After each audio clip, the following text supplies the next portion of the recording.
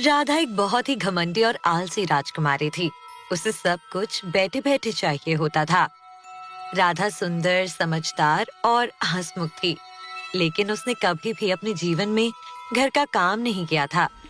महल के सेवक हर काम करते थे और राजकुमारी को बस अपनी पढ़ाई, संगीत और बागवानी का शौक था।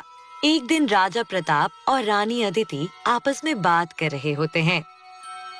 रानी, मुझे लगता है कि राधा को अपने जीवन में वास्तविकता का अनुभव होना चाहिए। आप ठीक कह रहे हैं, वो बहुत प्यारी है, लेकिन उसे जीवन के साधारण पहलुओं का ज्ञान नहीं है। क्यों ना उसे कुछ समय के लिए हमारे पुराने घर भेज दिया जाए।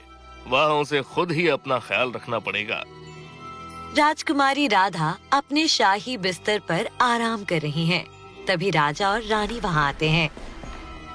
राधा, हमने तुम्हारे लिए एक निर्णय लिया है। कैसा निर्णय पिताजी? तुम्हें कुछ समय के लिए महल छोड़कर गांव में हमारे पुराने घर में रहना होगा। क्या? महल छोड़कर? और वहाँ कौन होगा मेरे साथ? तुम अकेली रहोगी और हर काम खुद करना होगा। ये तुम्हारे भले के लिए है। पर मैं तो कुछ भी नहीं जानती, न खाना बनाना न सफाई। यही तो सीखने का समय है बेटी। राजकुमारी राधा अब गांव के घर में है। वहाँ सब कुछ साधारण है। एक छोटा सा रसोई, साधारण बर्तन और लकड़ी का फर्श। ये सब कितना अजीब है। मैं यहाँ कैसे रहूंगी?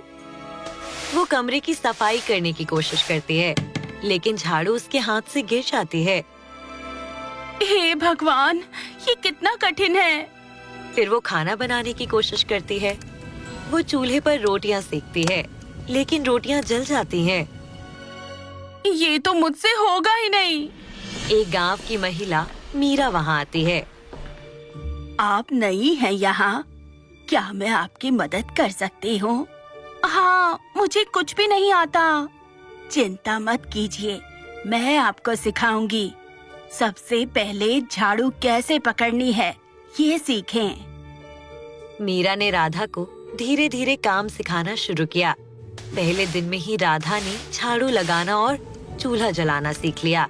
कुछ दिनों में राजकुमारी सारे कामों में पारंगत हो जाती है।